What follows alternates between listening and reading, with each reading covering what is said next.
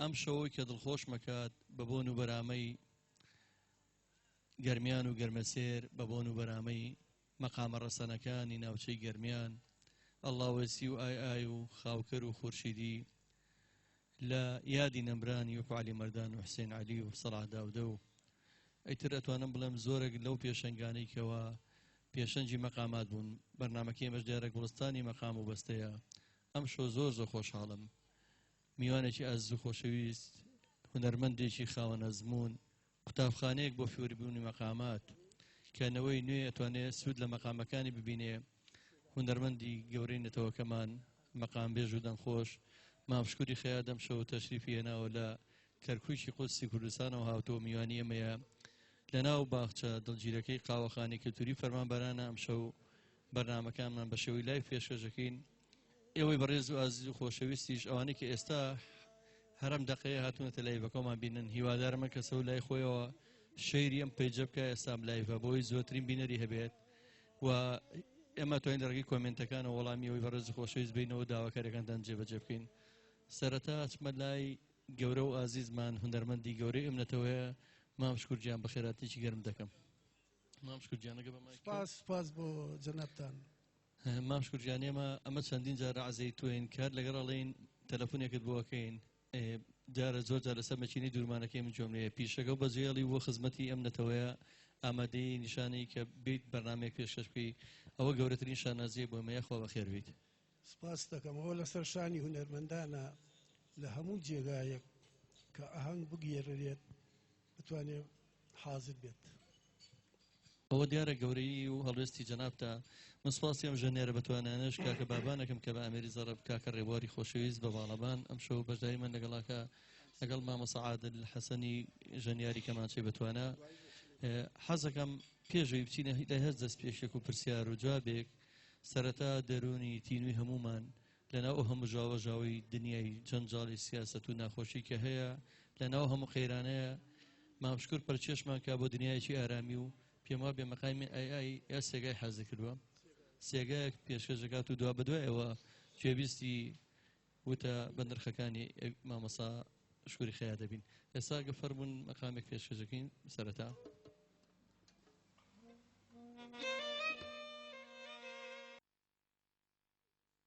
ئازان و خۆشەویستانی ڕادیۆی بابانی کولتوری بە ڕۆژی شاتوانن گوێبیستی ڕادیۆی بابان بن لەسەر شەپۆلی FM 100.9 و بۆ ڕێکلامکردن لە ڕادیۆی بابانی کولتوری ئەتوان پەیوەندی بکەن بە ژمارە تەلەفۆنی 067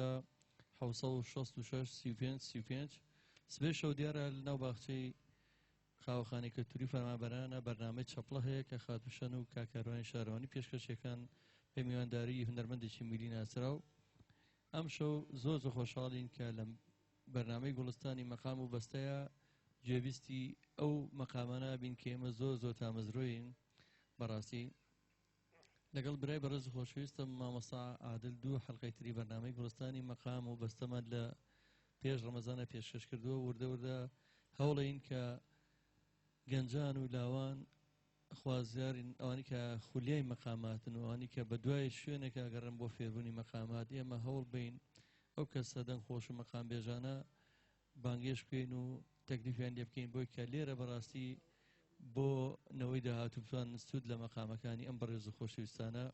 وەربگرن ئەو ئاز و خۆشەویستانی کەوا لە لایڤەکە لەگەڵمانن زۆر سپاس یەک بێکیانەکەم دیارە زۆریان یەکێک لەوانە شێخ عومەر بەرزنجی سڵاو دەنگی ڕەسەن تەمەند درێژی بۆ کاک شکر خەیار سپاس کاک عومەر گیان زۆرن ئاز و خۆشەویستان کە وەکو باسم کرد زۆر خوازیاری ئەو بیستنی و مەقام ڕەسەنانی گەرمیانن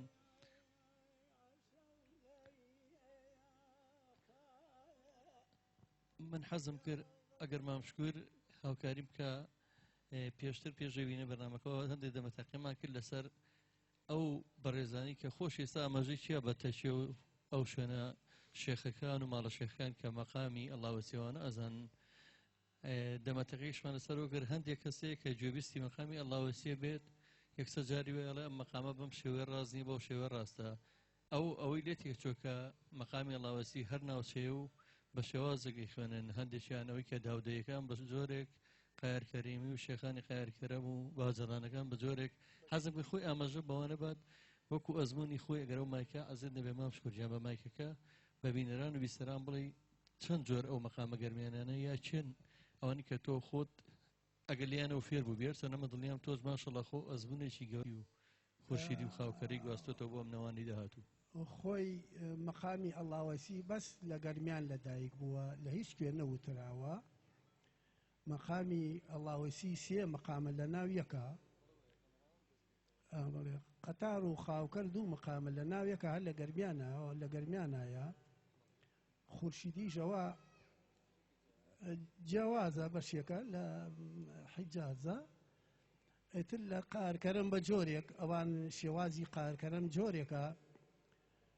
شێوازی بڵێن ناوچەی گەرمیان خۆی قارکەرمیشە گەرمیانە بەڵام منتیقەکان ئەگۆڕێ دەنگەکان ئەگۆڕێ کاکەی بە شێوازاری وتیوتی ئێمە وەکو کەرکووک و گەرمیان دەنگێکی داودی بەرزمان هەیە لە ئەڵاوەیسیە لە قەتار و خاوکەرە قارکەرم بە شێوازێتر وتیوتی قارکەرم بەم شێوازە وتیوتی ئەگەر گوێبیستیە بن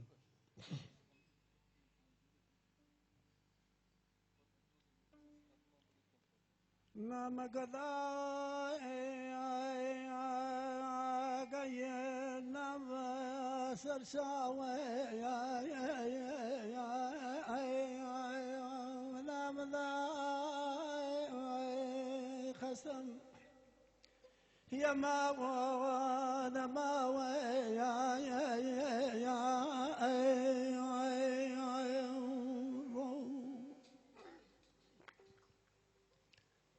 هذه دقم دواكي قجالك نما وسراي يا وقت داي يا مايلاي يا رو دقي فابناي وبان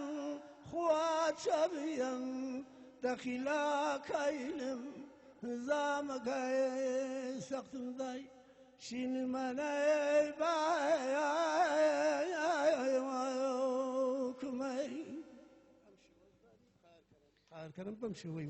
من زۆر جار لە بەرنامەکانی خۆما کە باسی قەتار و خاوکەر و ئەڵاوەسی کراوە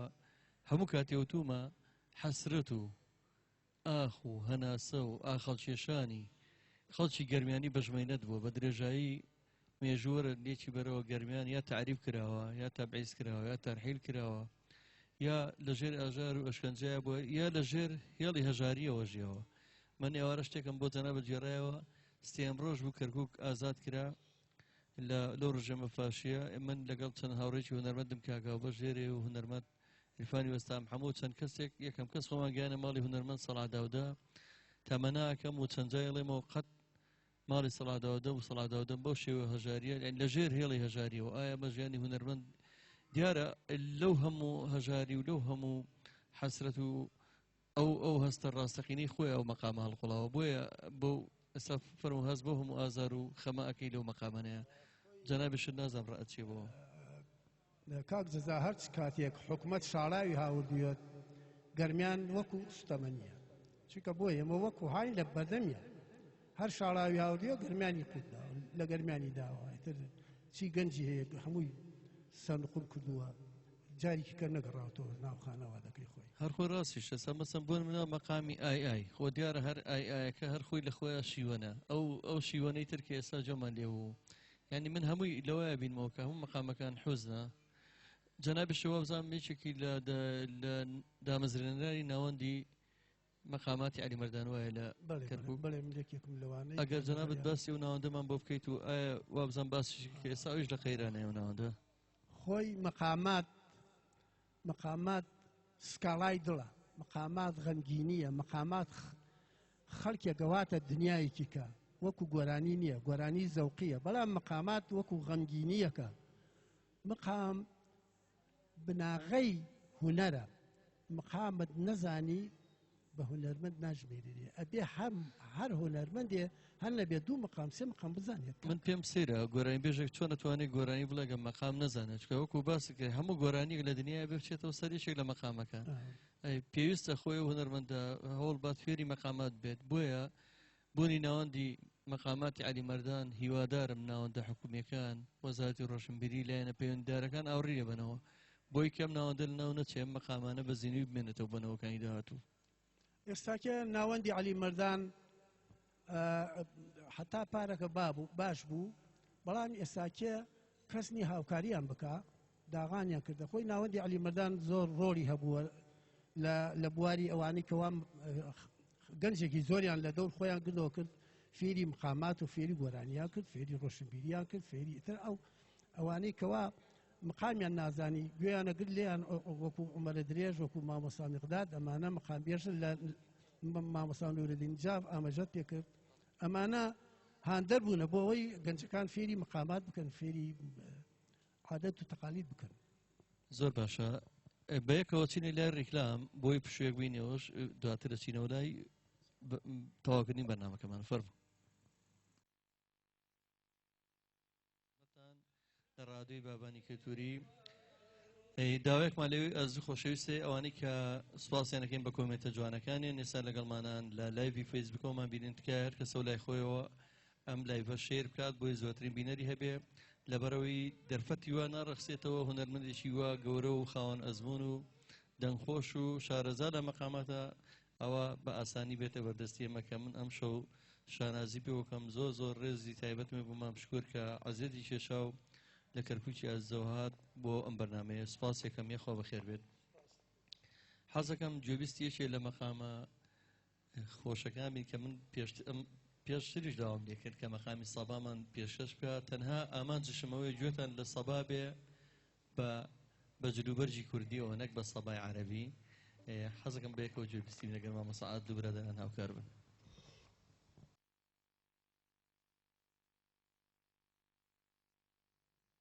من ستارخانی ئەدوورم ئەمراخانی ئەدوورم ڕانکوچۆغا ئەدوورم ئێمە هەمووی جلوبەرجی کوردیە جوانەکان جبەی مەلا ئەدوورم ڕەسەنایەتی پەنتڵۆن و چاکە دەدوورم هەموو جلوبەرگی ئەدوورم خاسەتەن هین ئافرەت هەمووی ئەدوورم هین دەرەوە و خاسەتەن جلی کوردی لای من لە هەموو جلێ جوانترە چی ئافرەت ئەی بنەبێ چی پیاو جلی کوردی بکاتە بەر من پێی ئەڵێم ئەو ئافرەتانەی کەوا جلی کوردی ئەکەنە بەریان پێی ئەڵێم شاژن خانمەژن چونکە بۆ ئینسان ئەگەر پیا و ئەگەر ژن وەڵڵاو بیللا بە جلوبەرگەوە جوانە زۆر ڕاستە جلوبەرگی کوردی زۆر جوانە تۆکو خۆت دیارە ئیلهامی دەنگخۆشی گۆرانیشت لە خانمێک ئەگە بە جلوبەرجی کوردی جوانەوە بێ لەوانە زیاتر بۆ بێوانە کە بەڕاستی هەر شێوازێکی زۆر جوانە و من هەموو کات مامشکوریشم هەر بە جلوبەرجی کوردی ڕەسەنەوە بینیوە ئەو لەو ڕۆژەی من بە خزمەتی مامشکور گەیشتم کە گەورەترین شانازی بۆ من بەڕاستی تەمەنامە کرد زۆر لەوە زووتر مامشکورم بناسیایە بۆی بتوانم زۆرترین خزمەتی بکەین سپاس بەخوا بە هاوکاری خۆم و هاوکارانم لە کۆمەڵی هونەری میلی بە تایبەتی کاگوران و کاگەڵبەشەوە توانیمانە زۆرترین ڕیکۆردی مامشکورمان دەست بکەی بەو ماوە زۆری کە ئیشمان لەگەڵی کردووە لە خزمەتی بووین و هیوادارم توانین ئێستا ژووک و نەتەوەی کورد ئەم سەروەتە نیشتیمانیە ئەم کەنزە هونەریە کە ناوی مامشکورە زۆرترین گۆرانەکانی ڕیکۆرد بکرێ چونکە بەڕاستی من جای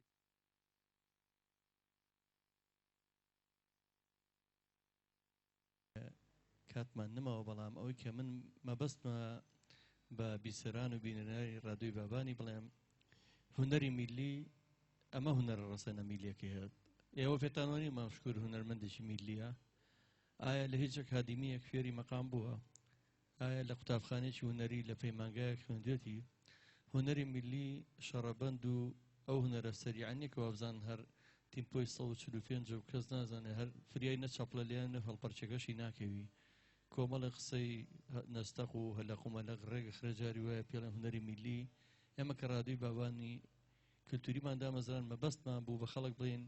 حەسەن زیرەکی هونەرمەندی میلی بووە لەبەروی لە شەوچەرە و ئاهەنگەکانە دانیشتووە گۆرانی وتووە محەممەدی مابلێ و زۆرێک لە مەقامبێژەکان و شارەزاکان و زۆرێک لە هونەرمەندە ناودارەکان ئەحمەد شەماڵ کە ئێستا ڕەنگە مامشکور زۆر شایوزانە لە ئەگلەنجە و لە سینوی زەرف و لەو شەوچەرانی کە لە کەرکووک لە دیوەخانەکان ئەگە خۆی بۆمان باس بکە ئایا هونەری میلی ئەمە ڕاستەقینەکەی نییە؟ خۆی کاکە ڕاستە من ڕێزم هەیە بۆ ئەکادیمیەکان ئەگەر توانیان وەکو شکر خەیات یا وەکو حوسێن عەلی یا وەکو سلح داودە بتوانن مەقامەکان بە جوانی برێن. ئازیز خۆشەویستەکان سوپاس جارێکتر بۆ مامشکوری ئازیز خۆشەویست. سپاس بۆ ئێوەش حەیات بۆ شەوەی کار.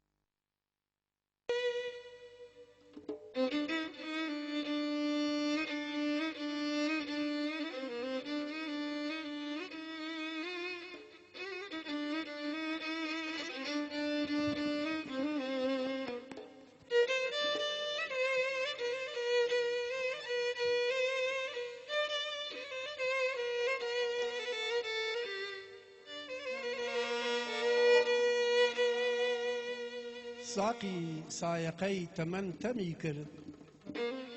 جوانیم تێپەڕی و تەمەن کەمی کرد پیری بازارە گیان هەڕاجەکە مردن کڕیارە هاکا زەمی کرد.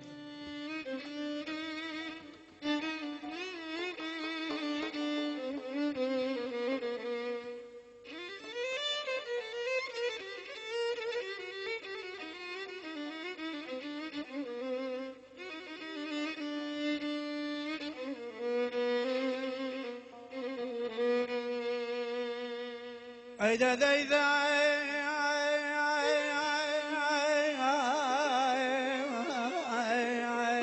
ساقي سايقي تمن تنكر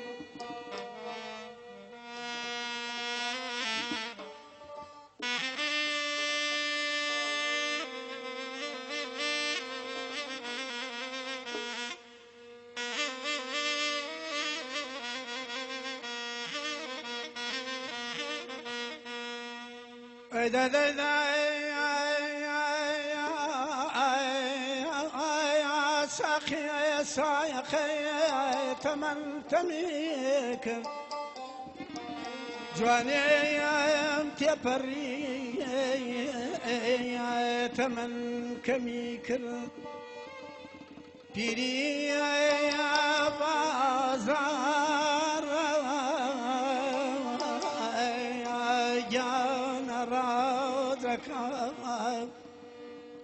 مرديان كريارا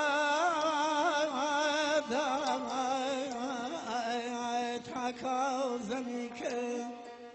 دا دا دا دا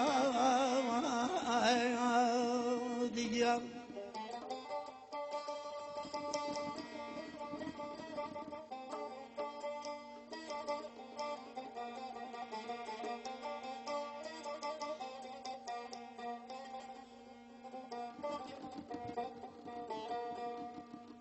أيدا ديدا رفيقان مكان كوقتي زاري قد تقصينا مكان للشيء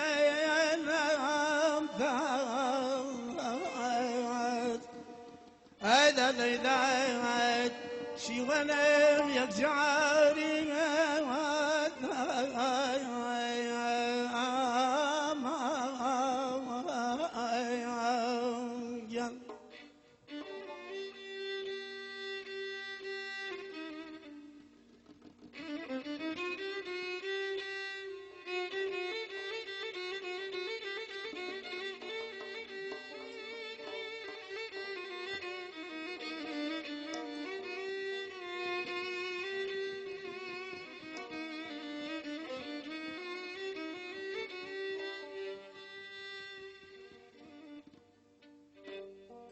أيدا ديدا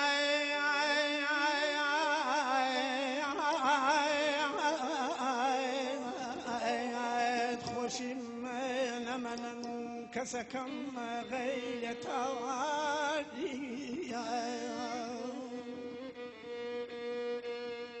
داي سر زمین وغم داد عيد عيد عيد بيم كوالي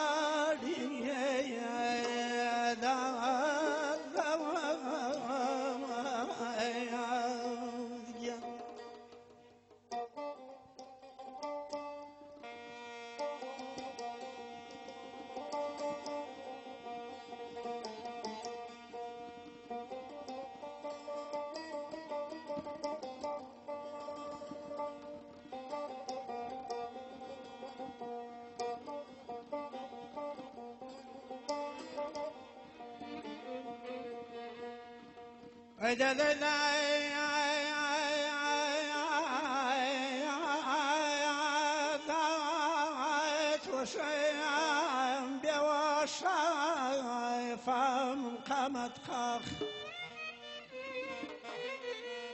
دلدايات وشمال بوشايف قامت خاخ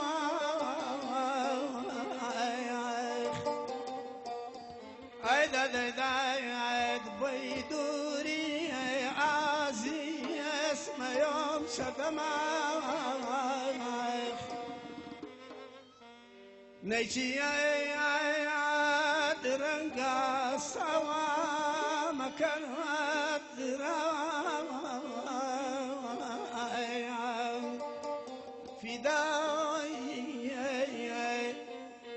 فدايا فنجد بام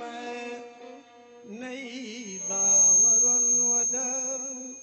هيدا ديدا دا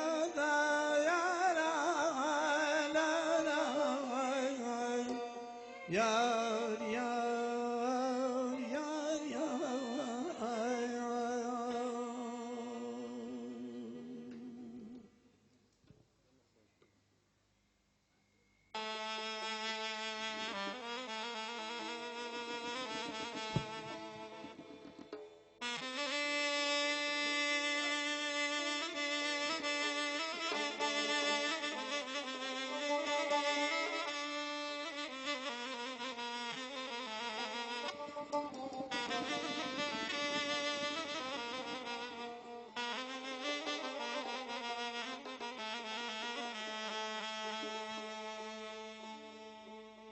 أرجان جان جان جان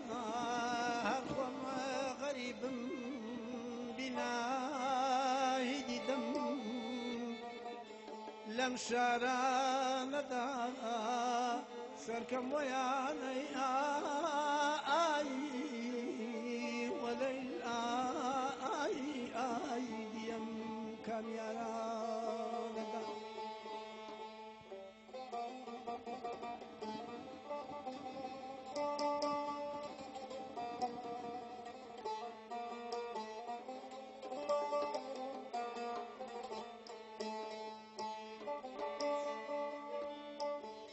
أري جان جان جان جان أرخم خاصم كرم دلم بستو دسنا دام دلا آي وخم آي جنا كسو وليلا آي دم آي وخم آي دلي زمان خم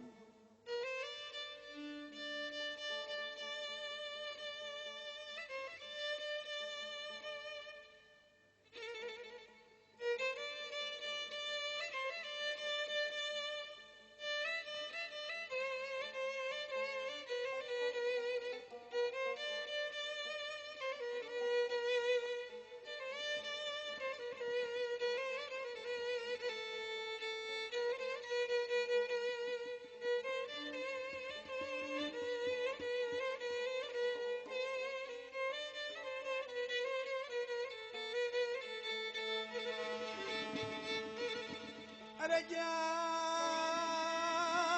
ورد الخوف نايد يما يا وصبر بيانا آي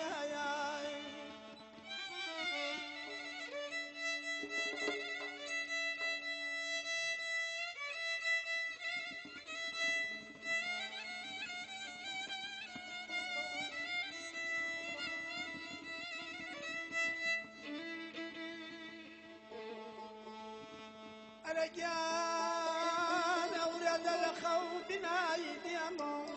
يا وصبر بيانا كاسود السماء